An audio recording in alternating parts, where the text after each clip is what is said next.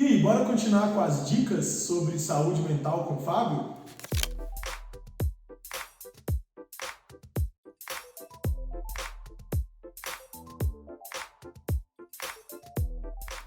E aí, gente, eu sou o Léo Caldeira, sou educador social e sociólogo aqui do programa Jovem Independente, e vocês já devem saber que nós estamos aqui há um tempo já trocando uma ideia com o Fábio, né, e falando sobre questões relacionadas à saúde mental. E voltamos aqui com outro vídeo, mas especificamente respondendo algumas demandas que apareceram nos formulários aqui, que a gente sempre deixa nos vídeos. E uma das demandas foi sobre como agir quando... o pessoal pediu muito isso, Fábio, assim, como que a gente faz quando acontece algum caso de crise aqui, né? A gente está aqui no acolhimento e às vezes chega o jovem da rua ou está aqui dentro e tem alguma situação que é um pouco mais complicada, de crise, a gente não sabe como lidar. Se você puder contar para a gente algumas dicas, né, alguns caminhos aí, vai ajudar muito. Então, pessoal, a questão da crise, a gente precisa pensar primeiro o que a gente está chamando de crise. Geralmente, a gente associa crise à agitação. Agitação, agressividade, nervosismo, irritabilidade. Isso também faz parte das crises em algumas psicopatologias, em algumas doenças mentais. Mas não em todas. Existem crises também que são muito silenciosas, né? A pessoa, às vezes, ela está ali por dentro, né? Vivenciando várias coisas, vários sentimentos, e muitas vezes isso não aparece, né? Isso não aparece como agitação, como agressividade, mas passa até despercebido. Então é preciso a gente ter um cuidado do que a gente está chamando de crise, porque senão a gente acredita que só aquelas pessoas que estão agitadas, irritadas, agressivas, só elas estão em crise, só elas precisam de uma atenção ali naquele momento. E aí aquela pessoa que está mais embotada, está mais para dentro de si mesma, está mais quieta, né? Mas ali dentro da mente, ali, né? Está passando um monte de coisa e ela não consegue externalizar, nem por palavra e nem por atos. Então é preciso que a gente tenha sensibilidade para pensar que essas pessoas também podem estar em crise e estarem precisando de ajuda, tá? Então a primeira coisa, gente, que a gente precisa também pensar, uma outra coisa na verdade, é que em situações de crise é preciso remeter à rede. Mas até chegar à rede de saúde mental, essas pessoas vão estar aí nas casas, né, de acolhimento. Então, até fazer o trânsito, até o serviço de saúde mental mais próximo, é preciso que vocês tenham algum cuidado, né? E aí, cuidado não é no sentido do medo, não é ter medo dessas pessoas, mas é um cuidado de cuidar, né? Então, uma postura que a gente sempre fala que as pessoas devem ter é uma postura de acolher. Acolher é você escutar o caso, escutar. O que essa pessoa está dizendo? Isso tem a ver com a realidade? Isso não tem a ver? Isso é desconexo? Isso parece ser algo da cabeça dela, né? E ela está criando ali.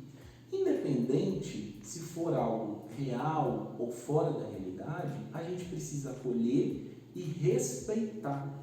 Porque em psicologia, a gente fala que realidade tem uma realidade que é concreta do mundo, do dia a dia, das coisas que acontecem, né? Mas tem realidades que a gente chama de realidade psíquica ou psicológica. Ela é do sujeito e ele acredita nessa realidade. E por ele acreditar nessa realidade, ele vivencia isso. Então, o que a gente fala sempre nos casos de crise, por exemplo, de agitação, né? A ideia é que a gente consiga conter essa pessoa.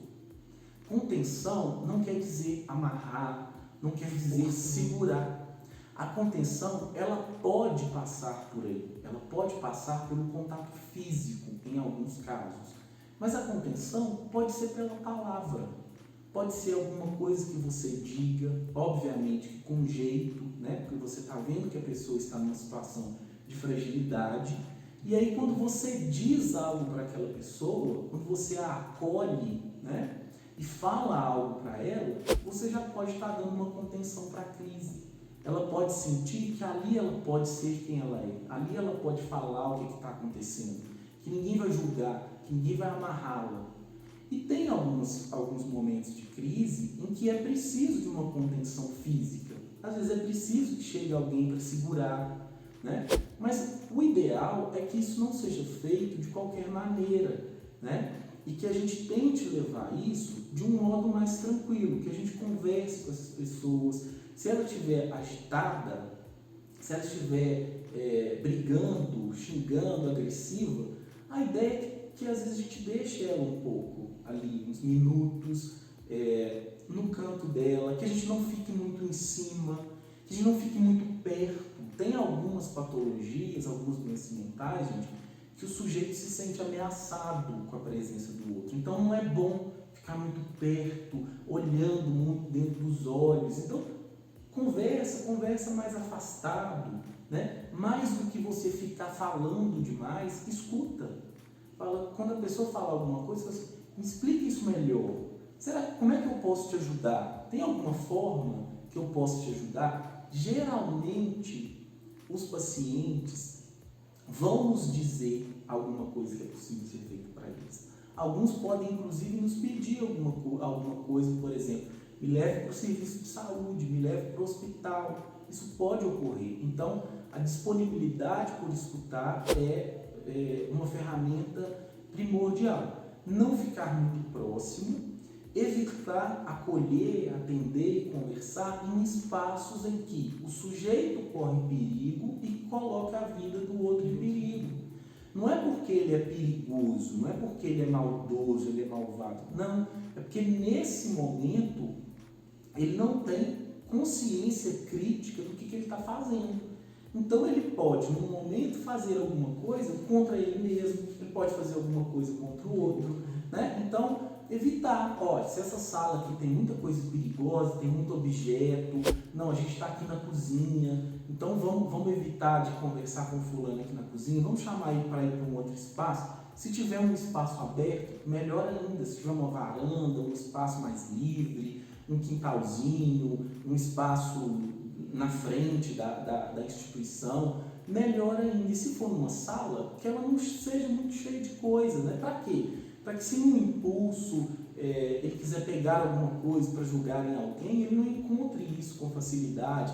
Se ele quiser fazer alguma coisa contra ele mesmo, se ele está agitado, socando, então como é que você vai atender esse sujeito num espaço que está cheio de coisa de vidro, né? Que ele pode bater lá a mão, ele não vai fazer nada com você, mas ele vai se cortar, né? Então ter esses cuidados, e uma vez que a crise aparece nesse sentido de agitação, ou de agressividade, a gente chama de heteroagressividade, agressividade dirigida ao outro, né? Ele quer fazer alguma coisa com o outro, o ideal é que a gente acione o serviço de saúde e peça ajuda, né? Para os serviços emergenciais, por exemplo, o Corpo de Bombeiros, o SAMU, né? Ou até a própria polícia. Mas quando a gente recorre à polícia, a gente precisa sempre lembrar que a gente tem que avisar para a polícia que se trata de um caso ali de saúde mental e que a gente está precisando de um apoio para levá-la até o serviço de saúde, que no caso é um centro de referência em saúde mental.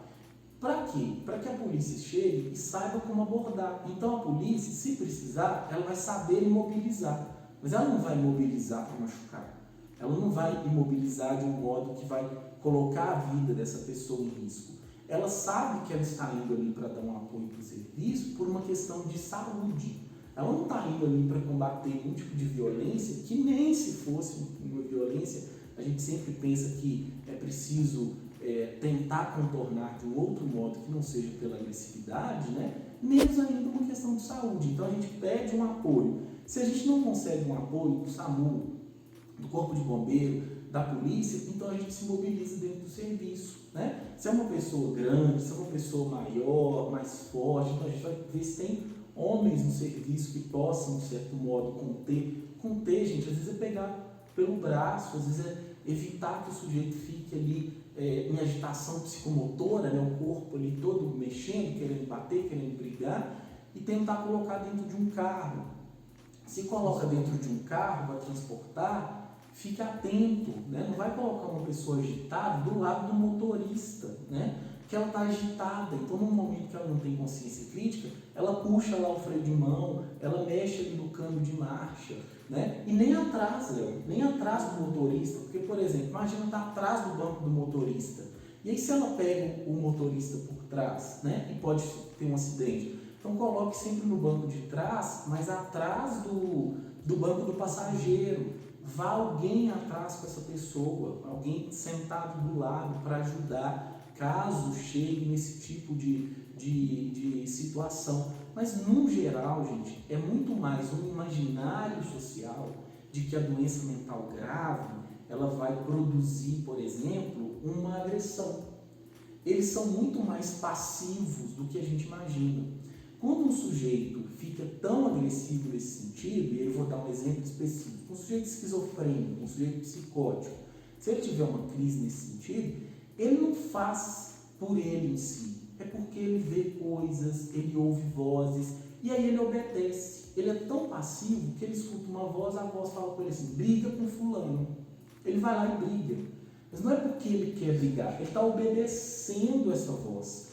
Né? É diferente da gente, se a gente escutar qualquer voz falando para a gente fazer uma coisa errada, né? Primeiro que a gente já precisa pensar o porquê que a gente está escutando isso, né? Léo? Importante. Mas, se isso acontecer, a gente sabe discernir.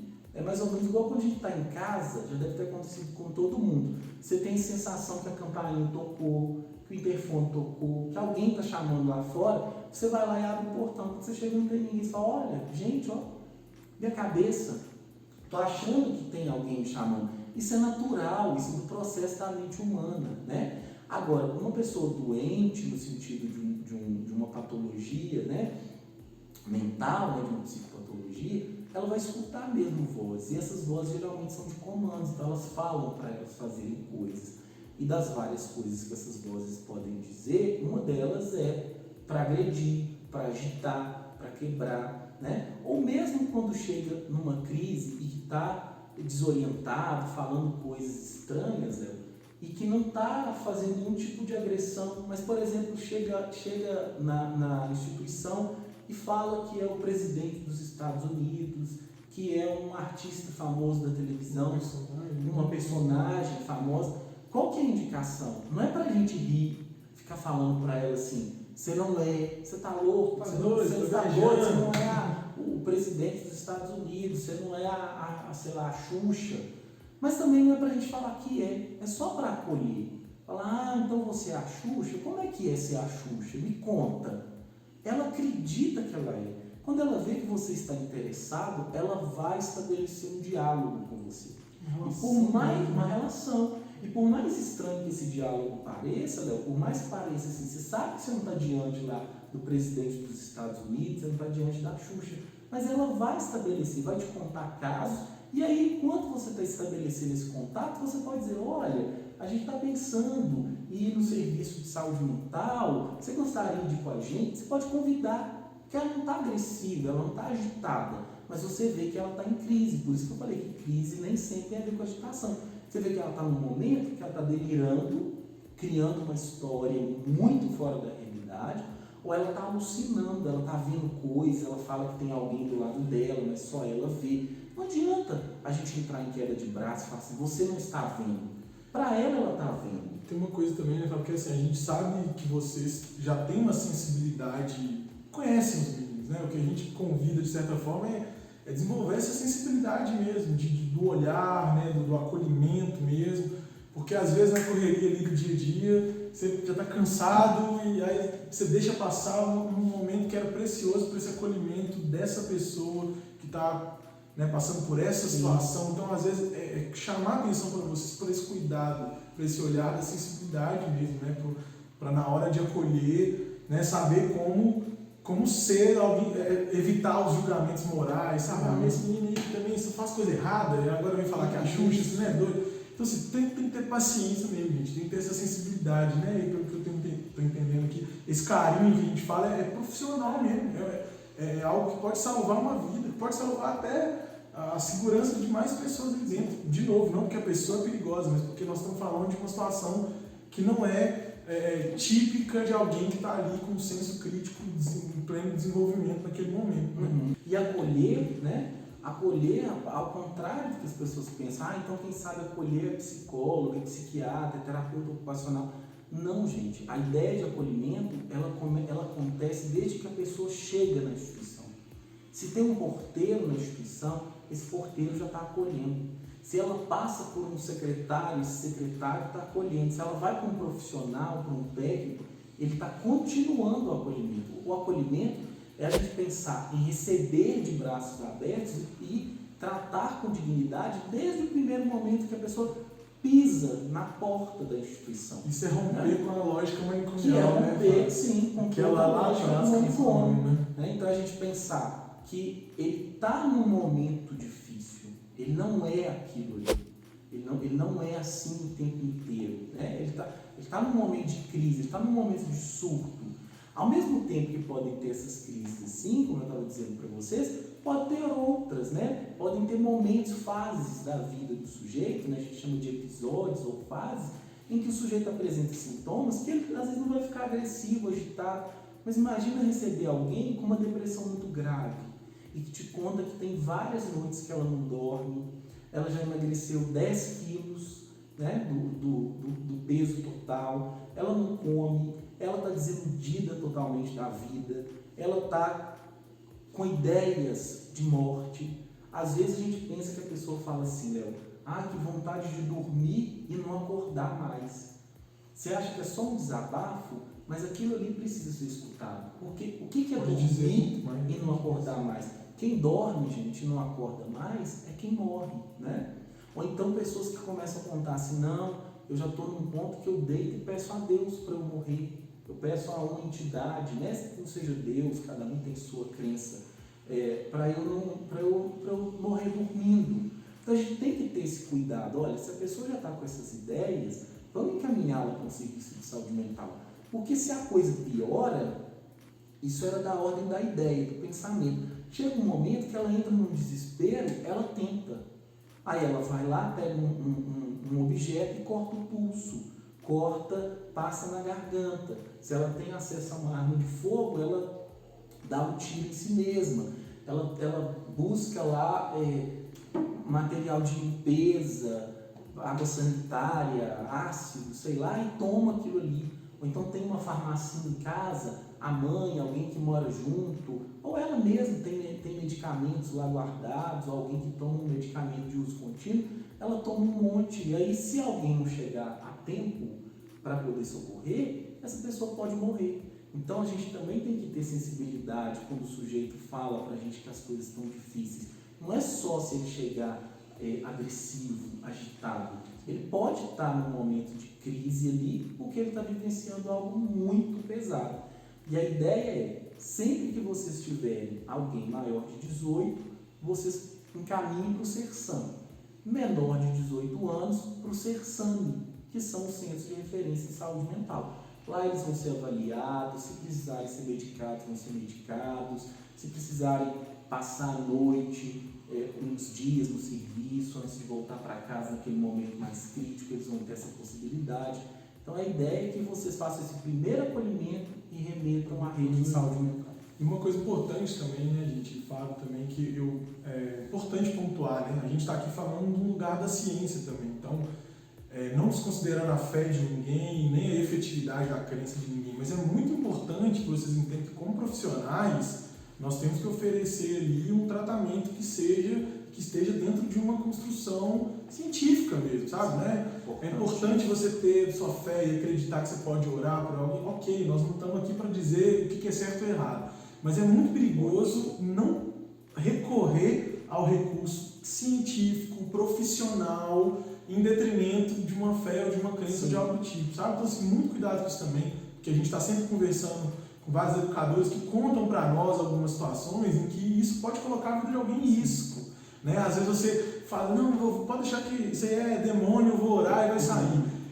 De novo, não é para questionar ou não a fé de ninguém, falar que está certo, mas é muito importante entender que quando se trata de casos de saúde mental, a gente tem outras dimensões ali que um cientista, alguém que é especialista, está aqui trazendo uma dica para vocês que é para além de uma questão puramente, né, da crença e da fé. Não que uma coisa exclua a outra. Pode até acontecer, né, de chegar alguém e se você tem uma crença e se essa pessoa quiser, gente, se você fala assim, olha, eu vou fazer uma oração por você se ela quiser, se ela aceitar, porque isso pode inclusive deixar ela pior, mais agitada, por exemplo, se ela aceitar, não tem problema nenhum. Não tem problema nenhum que você faça uma oração, que você diga umas palavras para ela abençoando, de fé. Se ela te disser que ela tem fé, que bom, não tem problema. Mas é sempre pensar naquela lógica, assim, olha, se você acredita muito nessa divindade, seja Deus, seja qualquer outra divindade, porque a gente tem religiões diversas,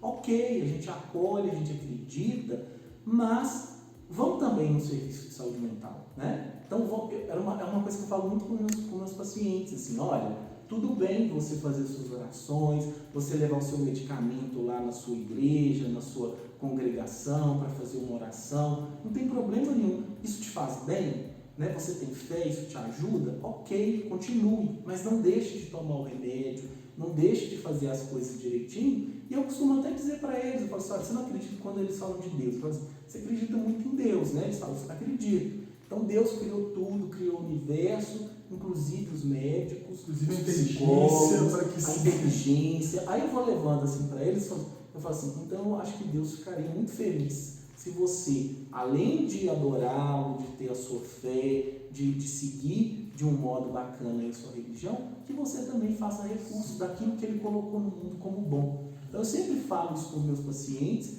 que é um modo assim, olha, é super aceitável, a questão religiosa não tem problema, mas ela não pode, como o Léo disse, dar conta de tudo e travar o tratamento científico, no caso ali psiquiátrico, psicológico ou de atenção psicossocial, porque tem outros profissionais também envolvidos. Eu falo isso porque nós até recebemos alguns relatos, né, de pessoas que sim, que infelizmente existem também alguns pontos de vista que são um pouco mais fundamentalistas mesmo, que chegam a desconsiderar esse trabalho que é profissional e que já vem de toda uma construção, sabe, de estudos, de pesquisas, efetivas. Então, a gente tem que ter cuidado com isso também, né?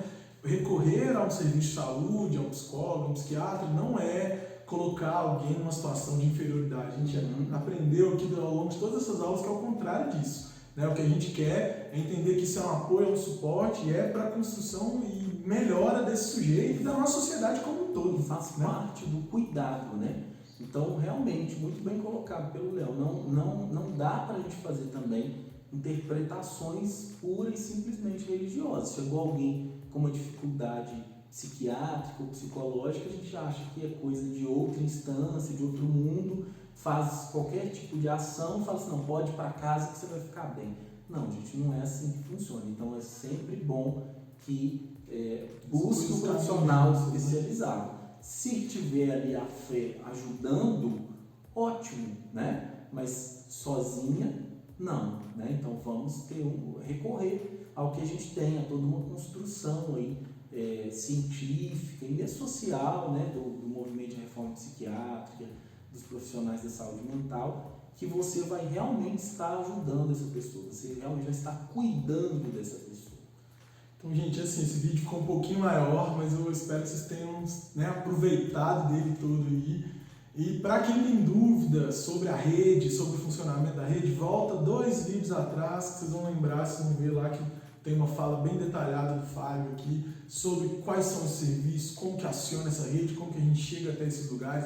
E caso tenha mais alguma dúvida, mais alguma questão, tem um formulário aqui embaixo para tentar ajudar e contribuir com esse processo, né, que eu sei que é super complicado e que é o nosso trabalho com os jovens, né? É complicado, mas também é bom, né, gente? A gente também se sente muito realizado. Não sei se vocês são, assim como eu também, muito realizados por sentir que esse trabalho é efetivo, muda a vida de pessoas, muda a nossa própria vida também, né? E a gente acaba contribuindo para a construção dessa sociedade que a gente acredita melhor, né, mais justa, né, mais acolhedora, né? Eu acho que é um pouco esse nosso lugar. Fábio, muito obrigado. Bem só tenho que agradecer por essa sequência de vídeos aí. A gente fica por aqui dessa vez, né, com o Fábio, mas com algumas novidades aí para o nosso ano que vem, se tudo der certo, né? Gente, um abraço para vocês, espero que vocês tenham gostado e qualquer dúvida, qualquer questão, estamos aqui juntamente com vocês, viu?